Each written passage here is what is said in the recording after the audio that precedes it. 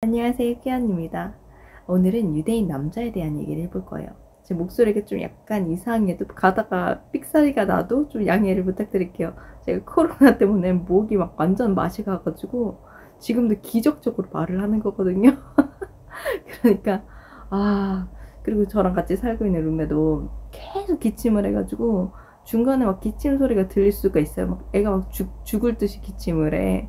그러니까 이게 좀 이상한 소리가 들린다면 옆에서 기침을 하고 있는 거야. 그렇게 알아주셨으면 좋겠습니다. 아무튼 유대인 남자, 그 중에서 본토 이스라엘 남자에 대해서 얘기를 해보려고 해요. 유대인 하면은 어떤 이미지가 떠오르세요? 오래전부터 이어진 조상의 영향을 전 세계에서 가장 많이 받는 민족이다. 경제관념이 아주 투철한 사람들, 여자들도 군대에 가는 나라, 이 정도로 알고 있죠. 그리고 유대인들은 합리적인 걸 진짜 좋아해요. 그래서 아주 직설적으로 핵심을 찌르는 편이에요. 우리나라는 뭐 하고 싶은 말 있으면 빙빙 애둘러서 말하다가 하고 싶은 말은 제일 나중에 시간을 걸려가지고 그렇게 하잖아요. 주변부터 막 공략을 하잖아. 그러면 이 사람들 입장에선 속이 터지는 거예요. 그러니까 예를 들면 마치 경상도 사람이랑 충청도 사람이 만나서 대화하는 거랑 똑같은 거예요. 경상도 사람들 직설적으로 야 이거 하자 바로 내다 꼽잖아. 근데 충청도 사람들은 뭘 그리야 하면서 핵심 놔두고 계속 주변 겉핥기만 계속 하고 있잖아. 그런 느낌이에요. 그리고 유대인들은 탈무드란 책을 달달달달달 외울 정도로 평생을 공부를 해요. 거기서 강조하는 정신이 있는데 그게 뭐냐면 합리적으로 살자예요. 그리고 뭔가 배우기 위해서는 자기가 무식하다는 걸 인정을 해야 되잖아요. 내가 이걸 모른다, 무지하다, 이거를 인정을 해야 되잖아요. 부끄러우면 배울 수가 없다라는 정신을 또 가지고 있어가지고 아주 당당하고 능동적으로 배우려는 자세를 가지고 있어요. 어떤 위치, 계층이든 상관이 없이 배우려는 자세는 항상 같습니다. 예를 들어서 우리나라 같은 경우에는 선생님이 질문을 했어. 그럼 학생들이 나 모르겠는데 그래도 네 하고 아는 척을 하잖아. 이러면서 아는 척을 하잖아. 고개 그렇게 딱딱 하면서. 이게 왜 그러냐? 우리나라는 모르는 걸 들키는 게 수치스러운 거야. 왜냐면 멍청하다고 손가락질을 받을까봐 막 무서워하는 거예요. 그렇게 되니까. 아유 그것도 몰라 이러면서 핀잔을 받으니까. 근데 유대인들은 이 창피당할 거를 개의치를 않고 모르는 걸 알 수 있게 배울 수 있는 기회를 가지는 걸 훨씬 더 합리적이라고 생각을 해요. 그렇기 때문에 질문을 엄청 많이 합니다. 그리고 질문하면서 이렇게 대답을 듣잖아요. 그러면서 배웁니다. 그러니까 그 궁금증이 풀릴 때까지 마구마구 질문을 합니다. 아이디어를 낼 때도 합리적으로 뻔뻔하자라는 철명피 정신이 있어요. 그래가지고 자기가 생각하기에 이게 합리적이지 않다, 비합리적이다, 왜 저렇게 일처리를 하냐, 요런 게 있으면은 아주 황소 같은 고집으로 막 밀어붙이는 그런 경향이 있어요. 행동력이 아주 강하죠. 그러니까 무례해 보일 수도 있다, 우리 입장에서. 왜냐면 상대방 기분이 상할까봐, 우리 상사 기분이 상할까봐 이 말도 못하고 꿍꿍 이렇게 막 소가리를 하거나 아니면 빙빙 애둘려서 치는 그런 게 아니라 정확하게 직접적으로 매다 꽂아요. 이거 비합리적입니다. 왜 이렇게 일처리를 합니까? 이걸 한다니까. 그러니까 유대인 친구들이랑 얘기를 할 때는 직설적으로 핵심을 콕콕 집어가지고 솔직하고 간결하고 강하게 어필하는 게 중요해요. 바이어를 모실 때도 그래요. 그러니까 너무 수동적이고 그냥 알아서 기는 태도는 진짜 우리를 알로 보게 해요. 같은 동등한 입장에 있다고 생각하지 않게 그렇게 막 무시하는 태도를 보일 수가 있어요. 그런 식으로 우리가 나간다면. 우리 입장에선 예의 있게 보이려고 그런 거겠지만 그들 입장에선 비합리적이고 답답하고 막 시간 걸리고, 그들은 시간이 돈이라고 생각을 하거든요. 합리적이어야 돼. 그래서 되려 무시당할 수가 있어요. 시간은 돈이라고 했잖아요. 그러니까 애둘러서 말하면 돈을 길바닥에 갖다 버리는 거랑 같다고 생각을 하는 거예요. 그러니까 질색을 해요. 그리고요, 제가 유대인들은 질문을 엄청나게 한다 그랬잖아요. 모르는 걸 부끄러워하지 않는다고. 그래서 이 사람들은 뭔가를 이해하기 위해서는 질문을 엄청 많이 해요. 같은 질문 반복하고 막 이런 걸 부끄러워하지가 않아요. 그리고 받는 사람 입장에서도 얘가 이거에 대해서 더 흥미가 있나 보네, 내가 더 자세히 설명해 줘야겠다 하면서 기쁜 마음으로 같은 질문을 막 반복을 해도 같은 대답을 계속 해줘요. 얘가 학습될 때까지. 뭐 우리 같은 경우에는 알아들었으면 더 이상 질문을 안 하잖아. 상대방 귀찮을까봐. 근데 그들 입장에선 왜 질문을 안 하지? 별로 안 땡기나? 흥미가 없나? 요렇게 받아들일 수가 있다. 그리고 이 사람들은 협상의 달인이에요. 왜냐면 어렸을 때부터 이렇게 배워요.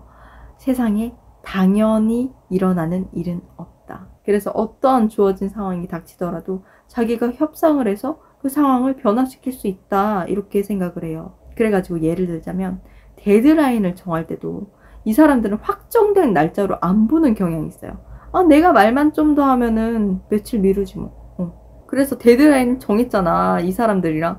그랬는데 그 당일이 됐는데 결과물이 안 나오는 경우가 허다해요. 미국이 아니요. 그래서 이 사람들이랑 일할 때 꿀팁이 뭐냐? 데드라인을 당겨서 말을 해요. 한 일주일 당겨서 얘기를 해. 그러면 못했어 이러면 다음 일주일 막 계속 이렇게 데드라인을 미루잖아요. 그럼 그 다음 일주일까지는 할 수가 있을 거예요. 근데 이거는 사실 미국, 그러니까 영미권, 유럽, 아시아 지역을 제외한 다른 지역들, 아프리카, 뭐 중동 요런 데 있잖아. 진짜 진짜 말을 더럽게 안 듣고 기한을 절대 안 지켜요. 그러니까 이 사람들 다 포함한 이게 꿀팁이에요. 미리 확정 날짜를 당겨서 알려줘라. 어차피 그 기한에 못한다. 당일날 닥치면 당황스럽잖아. 그리고 제가 유대인은 어떤 상황에서도 협상이 가능하고 자기가 합리적이라고 생각하면은 불도저처럼 막 이렇게 밀고 나간다고 했잖아요. 근데 이렇게 어필하는 과정에서 좀 과격해 보일 수가 있어요. 그래서 우리가 오해를 할 수 있는 게 얘네 싸우는 건가? 얘 저만큼 열이 받았어? 막 목소리를 높이고 얼굴 시뻘개지고 막 땀나고 막 난리가 나잖아. 그러니까 뭐 우리나라로 치면은 국회의원들 막 서로 의견을 피력을 하는데 좀 몸싸움을 제외한 몸싸움을 제외하고 욕설을 제외한 그 나머지 경우라고 보면 될 것 같아요. 목에 핏대를 세우고 막 얘기를 하잖아. 근데 이거는 그냥 어필을 하는 것 뿐이에요. 이 모든 게 끝나고 나면은 후 하고 소강 상태에 들어갑니다. 아무런 감정이 없어요. 그저 자기 의견을 피력을 하려고 손짓 발짓 그냥 모든 에너지를 쏟아 부을 뿐이에요. 그러니까 오해하지 않으셨으면 좋겠습니다. 유대인들을 가만히 보잖아요. 이게 MBTI를 맹신을 할 수 없지만 성향이 NTP 성향인 것 같은 거예요. 그래서 그런지 제가 막 이스라엘에 있을 때 속이 다 편해. 모든 게 합리적이고 그게 너무 그 대화도 잘 통하고 그랬거든요. 그게 그것 때문인가라는 생각도 들고 아무튼 NTP 성향이 강한 것 같다. 극단 효율증이란 말이 있잖아요. 완전 딱이라니까. 뭐 문제 해결 방식이라든지 의견 조율이라든지 모든 게 합리적이고 딱딱딱딱 빨리 이렇게 기계적으로 딱 떨어져서 진짜 저는 잘 맞았어요. 그리고 유대인들을 보면 중국인들이랑 비슷한 성향이 있는데 이게 뭐냐면 자기들끼리 똘똘똘똘 뭉치고 그 자신의 민족, 같은 민족을 굉장히 우선시하는 경향이 짙었습니다. 뭐 예를 들자면 같이 일을 하거나 같이 여행을 다니거나 할 때 이 유대인이 아닌 타문화권 사람들이 문제 제기를 하거나 의견을 막 내잖아요. 그러면 그래? 그럼 우리끼리 가서 한번 얘기를 해볼게. 그리고 그 안건을 가지고 가가지고 자기들끼리 유대인끼리 막 토론을 박 터지게 하고 딱 결론을 내가지고 알려주는 형식. 그 결과를 통보하는 형식으로 일처리 진행이 되게 자주 되는 편이에요. 토론 같은 경우에는 그럼 우리는 그 타민족들은 못 들어가냐? 못 들어가요. 왜냐면 히브리어로 다 진행이 되기 때문에 이 나라 언어를 못하거나 이 문화권 사람들이 아니면 끼워주질 않고 그래서 그들 사회에 깊숙이 들어가는 건 거의 불가능하다고 볼 수가 있어요. 그리고 유대인들 보면 DNA라는 단어를 되게 자주 쓰거든요. 그러니까 광고 같은 데 슬로건을 봐도 막 위대한 유전자 막 요런 게 되게 많이 박혀 있어요. 그걸 보면은 이 유대인들이 여러 세대에 걸쳐가지고 전 세계 널리 퍼진 민족이지만 같은 뿌리를 가졌다는 걸 상기시키기 위해 고군분투를 하는구나 라는 생각이 듭니다. 우리도 이런 걸 본받아가지고 좋은 건 배워야 되잖아. 고대사에 대해서 제대로 연구를 들어가가지고 뿌리를 찾아서 우리도 똘똘 뭉쳐서 더 나은 미래를 도모하는 자세가 필요하다고 봅니다. 그리고 유대인들을 보면은 말을 기가 막히게 잘해요. 특히 퍼블릭 스피치를 엄청 잘합니다. 저는 이게 너무 궁금해가지고 야 니넨 진짜로 DNA에 박힌 거냐? 타고난 거냐? 라고 물어봤더니 타고난 거보다는 이게 훈련에 의해서 만들어진 것 같다라는 말을 하더라고요. 그래서 어떤 훈련을 했더니 가정교육의 영향이 가장 크고 특히 이 사람들이 이제 성인식을 한 중학교 올라가기 전에 하는데 바르미츠바라고 한 13살쯤 돼가지고 성인식을 하는데 그때 많은 사람들 앞에서 설교를 해야 됩니다. 그냥 간단한 그냥 세레머니만 하고 끝나는 게 아니에요. 이 유대인들한테는 이 성인식이 결혼식만큼이나 굉장히 중요한 그런 단계예요. 그래서 1년 내내 그 퍼블릭 스피치 설교를 준비를 합니다. 원고를 써서 지우고 고치고 수정하고 사람들 앞에서 어떻게 대중들 앞에서 대화를 할지 무대 매너, 화술 방법, 걷는 법, 뭐 아이 컨택하는 법 모든 매너를 다 배웁니다. 그러니까 뭐야? 성인식을 빙자한 에세이 교육이고 퍼블릭 스피치를 훈련시킨 거죠. 그렇게 학습을 한 거예요. 1년 내내. 그리고 성인식 때 우리 돌잔치 때 돈을 주는 것처럼 친지들한테 돈을 받는단 말이에요.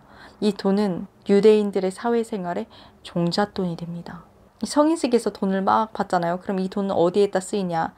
주식 투자 그리고 채권 구입에 쓰입니다. 그리고 그 돈을 바탕으로 경제 교육에 들어가게 됩니다. 본격적으로. 주식 투자를 하기 전에 어떤 게 필요하죠?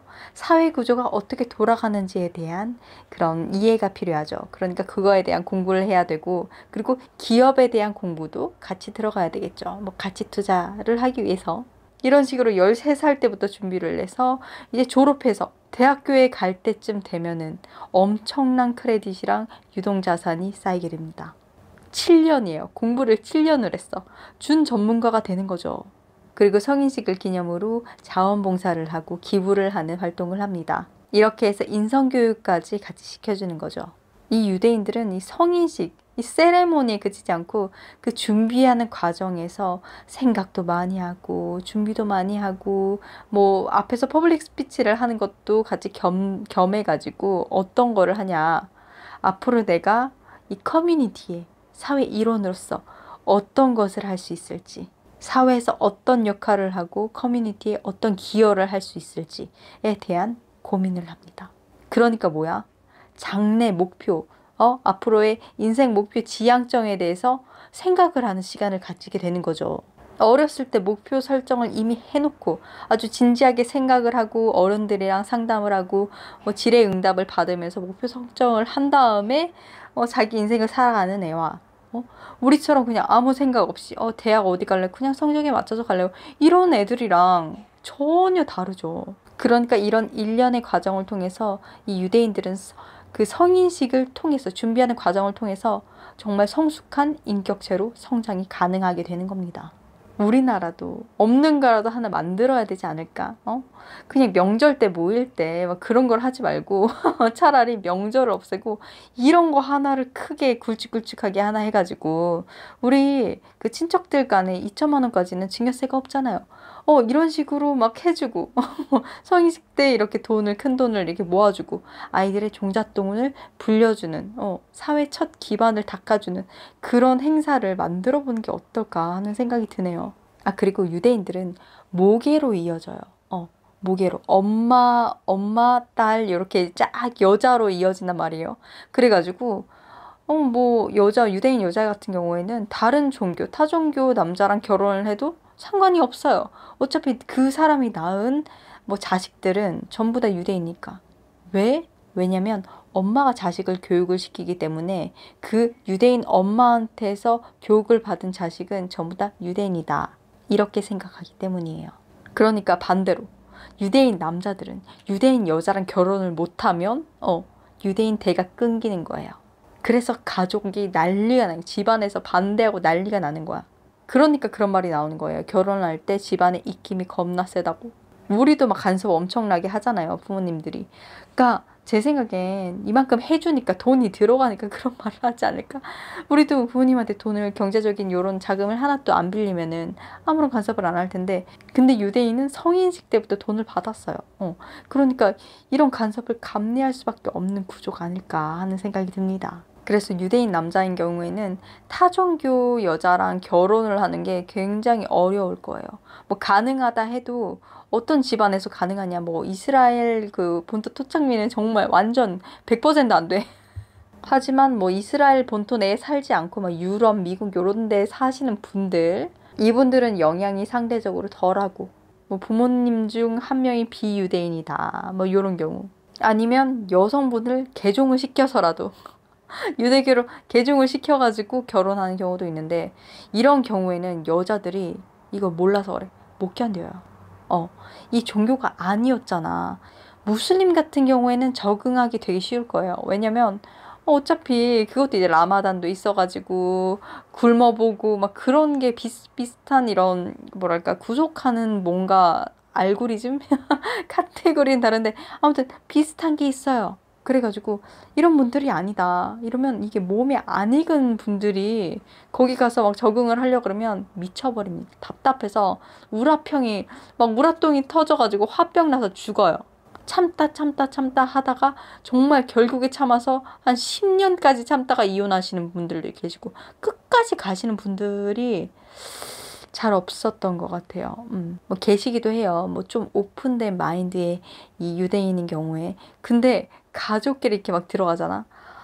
그러면 좀 힘들 거예요. 뭐 예를 들자면 유대인들은 샤bat 기간 동안 금요일에서 토요일까지 전자제품에 손을 댈 수가 없어요. 금지예요, 금지. 그래서 핸드폰도 못 만져, 뭐 유튜브 못 봐, 텔레비전 못 봐, 엘리베이터를 탈 때도요, 어떤 식으로 돼 있냐면, 샤bat 기간 동안에 엘리베이터가 이게 버튼을 안 눌러도 전층에 자동적으로 딱딱딱딱 쓸 수 있게 만들어 놨어요. 그래서 엘리베이터 이게 버튼을 안 누르고 그냥 기다려. 그러면 1층에 쓰면 그걸 타고 올라가고, 막 그런 식으로 하는 거야. 층층이 다 쓰는 거야.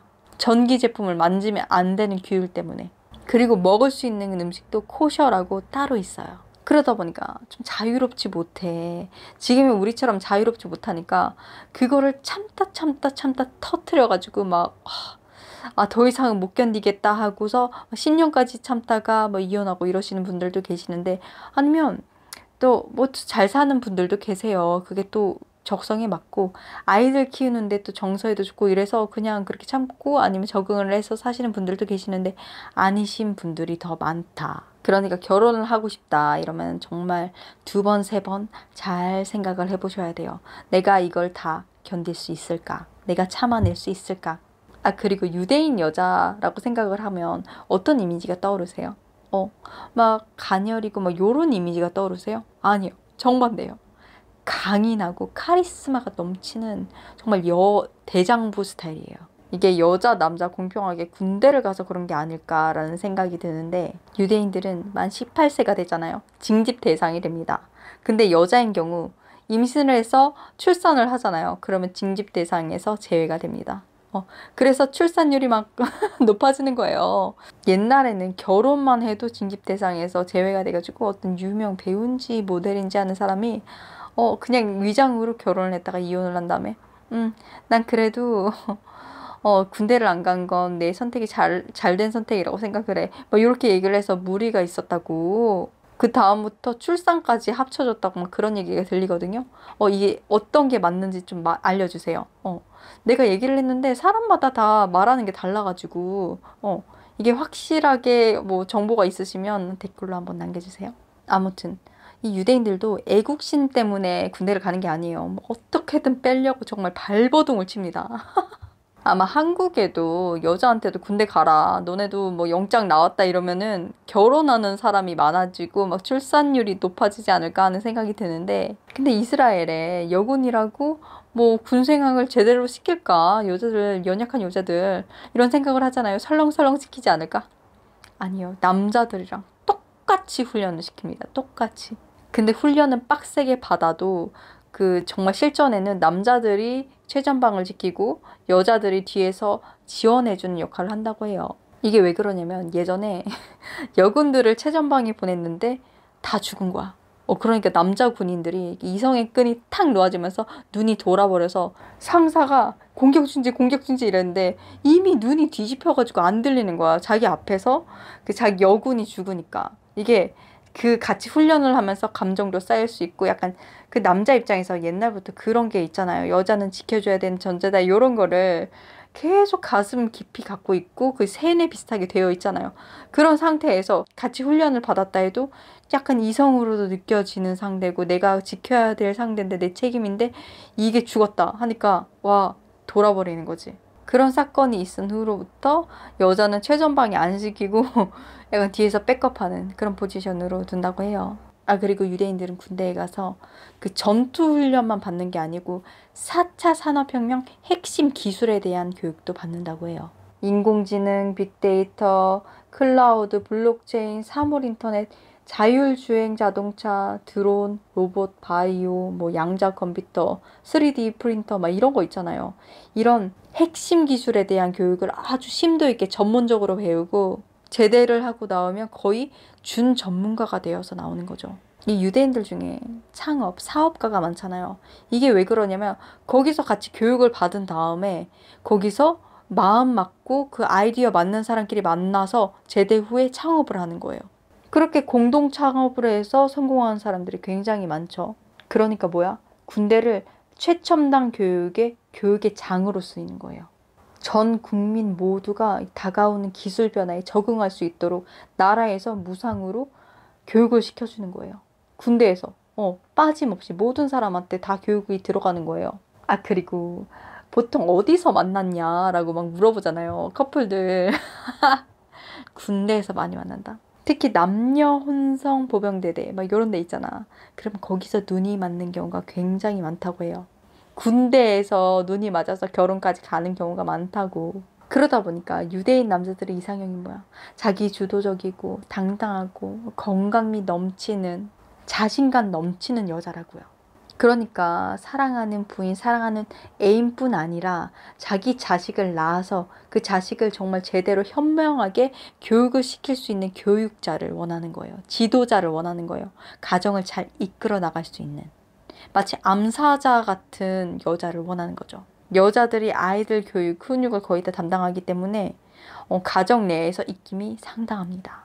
그리고 유대인들이 가족끼리 자주 만나잖아요. 그래가지고 스트레스가 있다는 게 우리나라 명절 때 친척들 만나면 막 잔소리하고 비교하고 막 이래가지고 스트레스 엄청 많이 받잖아요. 막 간섭하고 그걸 똑같이 당한다고 합니다. 너 이게 살이 쪘니 안 쪘니부터 해가지고 너 대학은 어디 갔니? 너의 친척 오빠는 뭐가 되었다. 돈을 얼마나 벌었다. 이런 비교가 우리나라도 있잖아요. 똑같다고. 그리고 시집살이도 없지 않대요. 시어머니가 아들을 너무 사랑하신다고. 아무튼 유대인 남자에 대해서 요약을 해보자면 효율적인 것을 좋아하는 질문쟁이, 스윗하지만 집착이 큰 소유욕이 강한 남자 정도로 요약할 수 있겠네요.